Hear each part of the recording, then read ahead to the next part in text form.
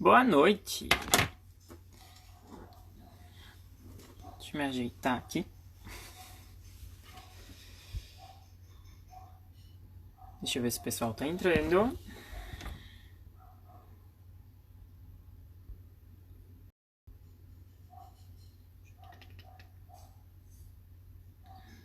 Vamos ver aqui.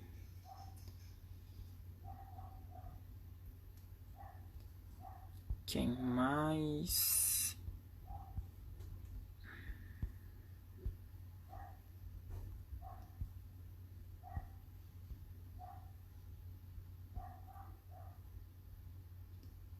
Vamos ver.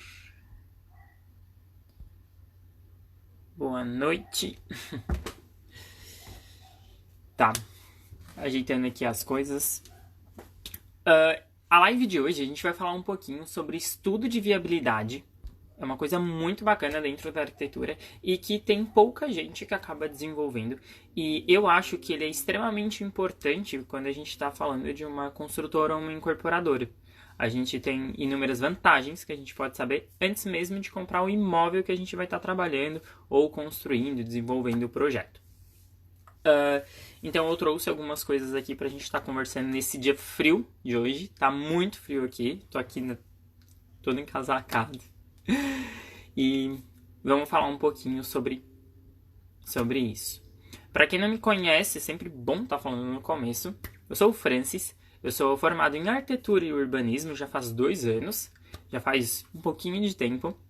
E durante a minha carreira acadêmica, eu acabei atuando em escritórios de arquitetura e urbanismo, onde alguns deles desenvolviam estudo de viabilidade. Alguns para incorporação, outros para residenciais, o que não é muito grande assim, mas principalmente para incorporação é muito interessante a gente estar trabalhando e eu tive esse novo horizonte lá. Atualmente, eu trabalho com implantação e consultoria em Revit para escritórios de projeto, construtoras, incorporadoras, profissionais autônomos. Eu já tenho uma experiência de mais de 5 anos atuando no Revit, tanto no arquitetônico quanto nos complementares. Tá, mas vamos pra frente. Na live passada, eu tive falando com o Edson, que acabou de entrar. A gente falou um pouquinho sobre o TCC dele, que ele fez dentro do Revit, e sobre a forma que ele está tentando incorporar o Revit hoje dentro do escritório de projeto que ele trabalha. Foi uma live bem bacana que a gente esteve conversando na semana passada. E hoje a gente vai falar um pouquinho sobre estudo de viabilidade. E a primeira pergunta que eu quero fazer para vocês. Vocês sabem o que é estudo de viabilidade ou não? Me conta aí, sabe ou não? Basicamente, um estudo de viabilidade, como eu já comentei, ele é ideal para construtoras ou incorporadoras. E por que ele é tão importante para isso?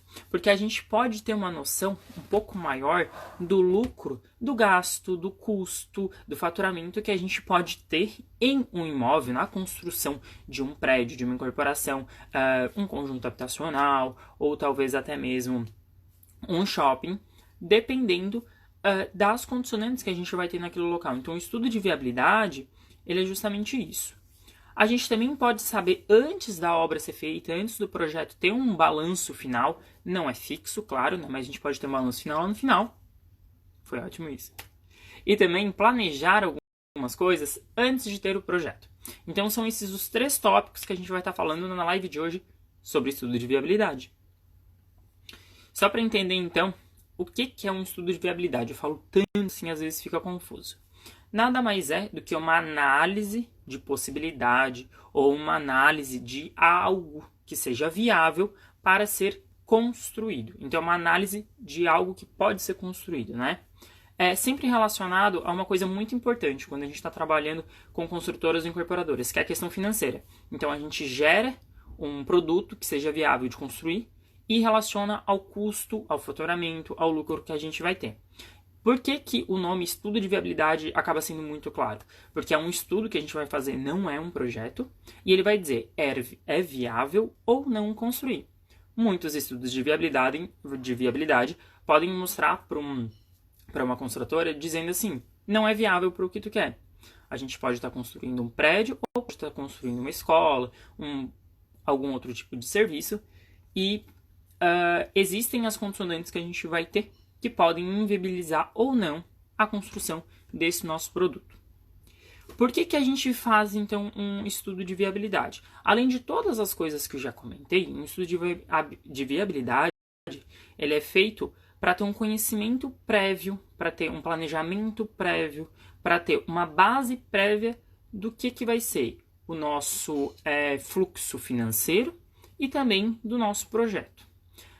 Mais para frente eu vou falar, ele é muito bom para retirar restrições. Eu até vou comentar uma história que eu lembrei quando eu estava fazendo o script, de um problema que a gente teve no meio de uma obra. E um estudo de viabilidade ia auxiliar muito a gente nisso, tá? E quando a gente tem esse estudo de viabilidade, o que ele pode fazer? Ele pode mostrar alguns erros para a gente. Teve uma obra, não foi obra não, minto. Teve um estudo de viabilidade que nós íamos fazer aqui no Sombrio, tá? Uma cidade ao lado onde eu moro. E era um terreno no centro, o terreno estava muito barato mesmo, e era um terreno muito bom, tipo, grande. Dava para construir um prédio, sabe? Mas era só um lote. E aí, esse terreno, tipo, nossa, tava muito bom, só tinha uma casa de madeira em cima e tal, e o cliente chegou, mas querendo comprar, ele tava comprando, assim, e eu disse, não, calma, porque ele já queria fazer o projeto. Eu disse, não, calma, vamos fazer um estudo de viabilidade ali. E foi onde nós fomos dar uma olhada no plano diretor para aquela região. E nós descobrimos que ali a gente tinha um problema muito grande, que quanto mais alto o nosso prédio fosse, maior eram os nossos afastamentos obrigatórios laterais. E era um afastamento, tipo, bem inviável. E a gente nem precisou se aprofundar muito em questão de valores, custos e afins, porque na primeira etapa que a gente estava desenvolvendo uma volumetria simples, a gente viu que era assim, tipo, inviável comprar aquele terreno. Porque a não ser que nós tivéssemos 2 lotes ou mais, a gente não ia conseguir construir mais do que 3 pavimentos. E isso para o cliente era muito inviável, ele queria construir 10. Ali podiam 12 pavimentos, mas iam ser 12 pavimentos de um prédio de tipo 3 metros. Inviável. Então, isso é um exemplo bem simples do que um estudo de viabilidade pode fazer. Agora a dúvida. Quem faz estudo de viabilidade? Eu só conheço arquitetos e urbanistas, porque isso já está dentro da do nosso conselho que a gente pode fazer enquanto profissionais. Conheço muitos... Aliás, desculpa. Conheço muitos arquitetos que desenvolvem, não conheço outro profissional, mas não quer dizer que engenheiros civis, por exemplo, não podem estar desenvolvendo. A questão é que hoje, dentro do sistema da academia, das graduações, os arquitetos têm mais cadeiras voltadas a esse nicho de desenvolver projetos e, posteriormente, está desenvolvendo essa questão do estudo de viabilidade. Lá, quando a gente tem um partido arquitetônico, entre um partido e um estudo preliminar, dependendo como a graduação acaba colocando, nós temos esse desenvolvimento de estudo de viabilidade, tá?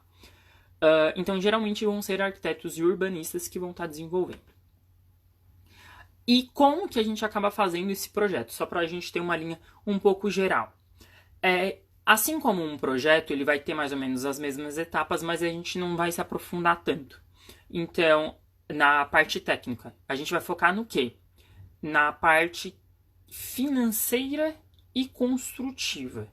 A gente não vai, talvez, chegar a detalhar número de compartimentos, que eu quero dizer assim, de ambientes que a gente vai ter, quantos dormitórios, mas desde que um volume, uma relação de perímetro e área que corresponda a isso. Então tem todo um pensamento, toda uma questão mais logística, digamos assim, em que a gente usa para o estudo de viabilidade. Tá? A gente não vai chegar a desenvolver uma planta necessariamente. Então a gente vai focar nos indicadores finais, principalmente financeiros. Então a gente analisa todas as questões técnicas, todas as questões legais, e a gente vai desenvolver um estudo e extrair as informações que a gente precisa. O primeiro passo para a gente estar desenvolvendo é o cliente trazer as informações legais para a gente do imóvel. Então, quando o cliente ali do Sombrio trouxe para a gente, ele trouxe a matrícula, e junto com ela a gente tem agora esqueci o nome, mas a gente tem uma consulta prévia da prefeitura que vai mostrar para a gente, por exemplo, a área do terreno, qual é o afastamento frontal, quais são os afastamentos laterais, se tem algum outro tipo de recuo, qual é o gabarito ou quantos pavimentos a gente pode ter. Então, tudo isso são condicionantes legais que a gente vai ter. Essa é uma das coisas mais importantes, porque é como o plano diretor, o código de obras e a prefeitura ou um outro órgão vai delimitar algumas condicionantes para a gente. Eles vão dizer, vocês não podem mais do que isso, tá? Então, a primeira questão são as informações do imóvel e restrições. Outra coisa que é muito importante, que o arquiteto leva muito em consideração, é a questão das condicionantes do terreno. Aí a gente vai ter, por exemplo, condicionantes físicas. Uma topografia muito acentuada, ou a gente tem muita vegetação. Pode acontecer de a gente ter algum tipo de nascente ou corrente d'água, algum visual muito interessante. Isso vai condicionar o nosso projeto.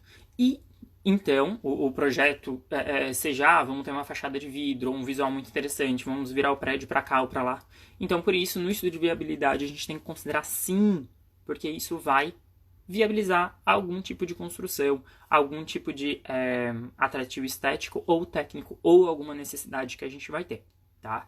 Então, a gente tem as informações legais, as condicionantes, daí a gente consegue estar desenvolvendo esse estudo, um partido, uma volumetria. Então, a gente consegue idealizar esse estudo, né? Basicamente, um estudo de viabilidade, ele não precisa ter compartimentação. O que ele precisa é entender número de habitações, ou número de ambientes, por exemplo, quantas salas de aula a gente vai ter, ou quantas lojas a gente vai ter no shopping, tá? Então, a gente não precisa compartimentar tanto, a gente precisa ter um volume um pouco mais geral. Uma área de um apartamento, por exemplo, apartamentos pequenos de 60, 70, 80 metros quadrados. Mas isso tem toda uma questão logística de a gente precisa de tanto de perímetro para ter janelas, para ter portas externas para sacadas e afins. E a área que a gente vai ter, não adianta fechar tudo, né? Então, a gente também tem as áreas comuns estipuladas, todas as circulações, sejam de automóveis, sejam de pedestres, sejam circulações verticais, que são as escadas, ou circulações horizontais, que são mais internas. Tudo isso a gente vai estipular dentro desse estudo, mas não quer dizer que a gente vai se aprofundar no número de portas, na espessura de parede. A gente vai ter algumas ideias mais macro, mais gerais, porque senão não seria um estudo, né? A partir disso, a gente tem, então, por exemplo, o número de habitações que a gente consegue ter, o número de pavimentos, porque às vezes, quanto mais pavimentos, mais a gente tem que diminuir o volume do nosso prédio. E isso pode diminuir o número de habitações. Então, a gente faz uma relação de, às vezes, se ela é um pouco menor, a gente consegue ter mais habitações. Consequentemente, mais faturamento, que às vezes esse faturamento pode ser, consequentemente, muito mais lucro. É toda uma tabela que a gente pode fazer ali, bem bacana. Então, isso gera umas tabelas, ainda no estudo, não são as tabelas finais. Então, ali no estudo, que pode ser dentro do Revit, a gente vai ter a área total de toda a incorporação, né? Ou de todo o prédio, de comércio, serviço, afim, né? Mas, por exemplo, tratando de uma incorporação, a gente tem toda a área que vai ser construída. Seja ela comum, seja ela individual de cada habitação, seja ela algum salão de festa, seja ela paisagismo, estacionamento. Cada uma delas vai ter um valor ali de quanto que vai custar para a gente estar construindo, né? Então a gente consegue ter essas áreas. A gente também tem a área total, vamos ter as individuais, as áreas totais. A gente vai ter a área também lá de cobertura, de reservatório, que tudo isso é custo. E a partir disso a gente consegue já, a partir do CUB de maneira mais genérica, que é o custo unitário básico, a gente consegue estar gerando um orçamento. É o orçamento mais preciso? Não. Ele é por cada estado, a gente vai ter um CUB em relação à construção civil.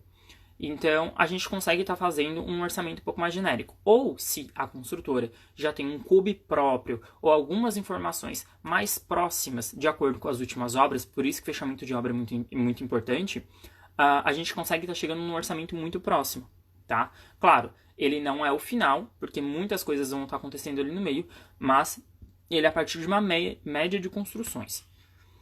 A gente consegue, a partir disso, então, tá estimando o faturamento que a gente vai ter, então, estimar o custo, estimar o faturamento a partir da relação ali de venda que a construtora tem. Às vezes a gente tem algumas habitações, quanto mais altas, tem um custo maior de venda. dependendo da insolação ou a ventilação, a gente pode ter um custo maior para venda, né? Sempre, né? Então um faturamento maior. Isso é interessante, principalmente no estudo de viabilidade, porque a gente pode, por exemplo, ao invés de fazer um prédio retangular ou quadrado e colocar a habitação, aquele carimbinho, né, de uma habitação para cada lado, a gente vai ter algumas que não vão ter uma insolação, uma ventilação muito interessante. Então isso vai diminuir o faturamento que a gente vai ter quando quando a incorporação vender essa unidade habitacional. Então a gente pode estar tentando desenvolver já no estudo para que todos tenham uma insolação muito melhor, uma ventilação muito maior, ou seja, já no estudo vai visualizar, né, previamente um faturamento maior para essa incorporação. Outra coisa, a gente pode estimar também o tempo de construção. Um cronograma bem mais simples, mas que a gente consegue estar idealizando de acordo com o número de habitações, o número de pavimentos, o número de vagas de estacionamento pela área, tudo isso a gente consegue estar estimando o custo, mas também o tempo. A gente consegue visualizar em questão de meses quanto tempo essa obra vai estar finalizada para que a gente possa estar gerando um financiamento, para que a gente possa estar iniciando as vendas, para que a gente pare a venda em planta para depois efetivamente estar vendendo, quando que a gente vai estar fazendo um apartamento modelo. Isso é bem bacana. Claro que vai entrar mais no cronograma da obra, mas conseguimos idealizar que a partir de tantos meses a gente já pode estar fazendo um apartamento modelo, né? Para estar fazendo visitas à obra enquanto ela ainda está acontecendo ou sendo finalizada para iniciar as vendas. Então isso já traz algumas restrições, algumas possibilidades para a construtora. Então, basicamente, o estudo de viabilidade ele é um balanço de faturamento, de custo, de lucro. Ele pode levantar as restrições para a gente. Então, por exemplo, a gente pode ter algum elevador diferente, a gente já pode visualizar quando que a gente vai ter que solicitar. Isso a gente já previamente vai identificar. Se vai ter a utilização de algum guindaste, de alguma compra de material, de alguma contratação de serviço específico. Então, vamos imaginar assim, que nós não precisamos chegar no projeto e no orçamento para identificar que a gente vai ter um custo muito alto. No estudo de viabilidade, a gente pode acabar analisando. Poxa, Francis, a gente vai precisar de uma fundação muito profunda, porque aqui o solo é complicado. Ou, já que a nossa edificação ela é muito alta, a gente vai precisar de alguns equipamentos a partir de tal pavimento. A gente vai precisar. E isso nós não precisamos chegar lá no orçamento ou talvez na obra para estar identificando. Nós já observamos dentro do estudo de viabilidade. E isso, a contratação desse serviço ou não, a utilização de tal técnica construtiva ou não, pode inviabilizar alguma construção. Então é muito importante que esses pormenores sejam identificados sim no estudo de viabilidade e é por isso que ele é feito. Tá? Além disso, antes do projeto estar pronto, a gente pode ter um balanço um pouco mais próximo da realidade, tá? Justamente por conta dessas restrições que a gente vai estar analisando. Tem um prédio também ali no Sombrio que aconteceu um problema. Ele não foi feito estudo de viabilidade, tá? Ele foi direto para o projeto, houve um erro de projeto, mas talvez a gente já poderia ter identificado isso antes. Teve um problema que a caixa de elevador tinha que ser de 1,80 por 1,80 e aí ela acabou sendo de 1,40 por 1,60. Eu sei que acabou diminuindo. O que acontece? Quando a obra estava pronta, quando foi contratado quando a empresa foi contratada para instalar o elevador, eles chegaram lá e não conseguiram instalar, porque estava consideravelmente menor do que deveria. O que aconteceu nesse momento? Teve que se solicitar um elevador sob medida. Mesmo que tivesse, eles tiveram que solicitar um sob medida e iria levar um tempo. Então a obra ficou parada, ou eu acho que ela até já estava. Eles permitiram a abertura dela, a utilização do imóvel, né? Mas o elevador ficou parado durante vários meses até que esse elevador pudesse ser feito sob medida e instalado de maneira adequada. Até hoje ele dá muito problema, até hoje ele é meio estranho assim na questão da arquitetura, mas tudo isso porque teve um problema que não foi visualizado previamente, e é isso que a gente tenta fazer com o estudo de viabilidade. Tá? Então é muito importante a gente ter isso. Com certeza vocês devem saber de algum problema que aconteceu em alguma obra assim, né? Então daquele problema que a gente chama, né? Esqueci. Então, me conta aí se já viu algum esqueci. Sempre deve ter algum probleminha assim, tá? E uma coisa que é muito importante é entender como que esse estudo de viabilidade ou qual ferramenta a gente pode estar utilizando para estar efetivamente realizando esse serviço, né? Já que nós, como arquitetos ou engenheiros civis, podemos estar desenvolvendo, né? Atualmente a gente tem vários softwares dentro da construção civil que a gente pode estar utilizando, AutoCAD, Revit, SketchUp, ArchiCAD, vários outros. A questão é que a gente analisar como que essa ferramenta pode entregar informações para a gente, principalmente um estudo de viabilidade, que ele é o mínimo possível de projeto, digamos assim, ele é um estudo, com o máximo possível de informações extraídas. Quando a gente tem, por exemplo, o AutoCAD ou o SketchUp, que são dois softwares que são trabalhados de maneira simultânea, mas são diferentes, a gente acaba tendo um problema muito grande para extrair essas informações. Todas elas são manuais, tem que ir lá ficando, selecionar pontinho, gerar uma área. Isso não te gera uma informação muito coerente. No SketchUp é a mesma coisa, onde tu vai gerar os volumes, ver a questão de perímetro ou não. Tudo isso pode gerar um problema e um erro humano. Todo mundo erra, a questão é que pode gerar um problema muito grande. Por isso que todos os estudos de viabilidade que eu já fiz e que eu já vi alguém realizando de maneira adequada foram feitos no Revit.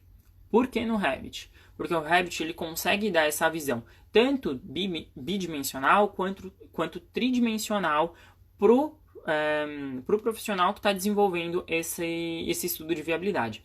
Além disso, a partir dos volumes que a gente tem, que não precisa, quem conhece o Revit talvez não conheça outras ferramentas que ele tem como estudo de massas. A gente não precisa estar criando piso, estar criando paredes, estar criando várias informações. A gente pode fazer de maneira muito mais simples, como se fossem volumes dentro do SketchUp, mas que extraem muitas informações. Então a gente pode gerar um volume a partir do eixo, criar pisos, e com um simples levantar ou abaixar um volume, a gente tem lá os valores de área que a gente pode ter, tanto de unidades habitacionais individuais, quanto das circulações comuns ou circulações de automóvel.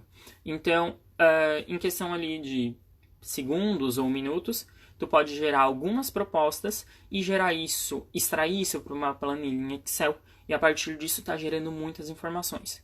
Então imagina que com simples passos tu pode apresentar para o teu cliente informações como 6 pavimentos é mais viável do que 10. Por conta do número de habitações que a gente pode ter. Tem a relação de número de vagas de automóvel, tem a relação de dimensionamento de reservatório, dimensionamento de casa de gás, de casa elétrica. Então tem muitas coisas que são pormenores e que são visualizados dentro do estudo de viabilidade. E por isso que um software compatível com o que tu precisa é muito importante. Porque ele faz isso de forma muito mais parametrizada, muito mais rápida e automática. E quando tu tem que fazer isso manual, tu aumenta o número de chance de erro, né?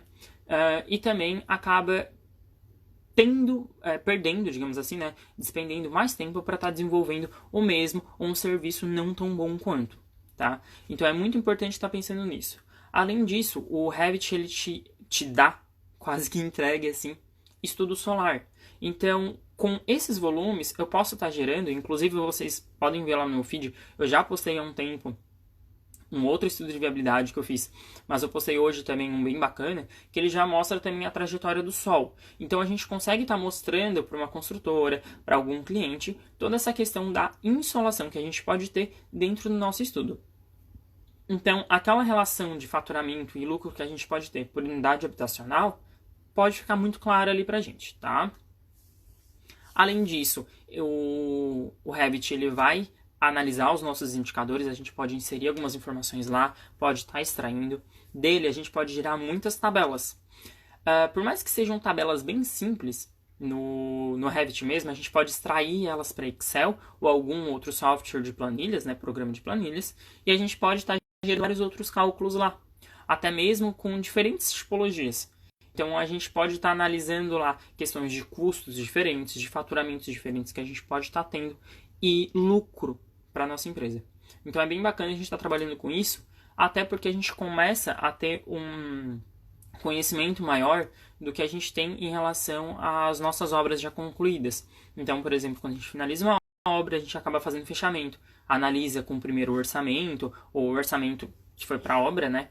E daí começa a ver essas relações, a gente começa a criar um próprio cube, ou alguma, por mais que use o cube do Sinap, a gente pode ter algumas variações, ou algumas luzes vermelhas, luzes de atenção, em relação ao cube para a gente poder estar trabalhando, tá? Então, o estudo de viabilidade, ele é muito interessante.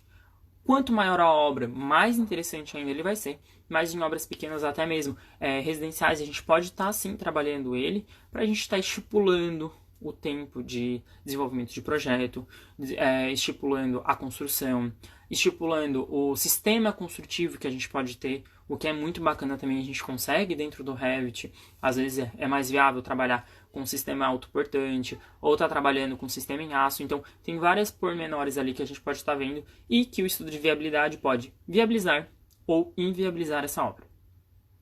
Era isso que eu queria falar hoje. Fala um pouquinho sobre o estudo de viabilidade e a importância que ele pode ter na construção civil hoje. Se tu tem construtora ou incorporadora, é quase que necessário para tua continuidade, um estudo de viabilidade, principalmente quando tu compra imóveis para estar construindo, tá? Ou também para a gente estar viabilizando como pode ser o melhor projeto para esse estudo de viabilidade, tá bom? Eu queria falar que sábado a gente vai ter uma live às 8 horas da noite fechada. Vai ser um aulão, na verdade, falando sobre estudo de viabilidade. Eu vou mostrar o meu Revit e eu vou fazer um estudo de viabilidade com vocês. Então, o link vai estar a partir de amanhã na bio, no link na minha bio, e vocês podem se inscrever. Então, sábado, às 8 da noite, a gente vai ter um aulão sobre como fazer estudo de viabilidade no Revit. Eu vou fazer na prática com vocês, tá? Espero vocês lá. Até mais.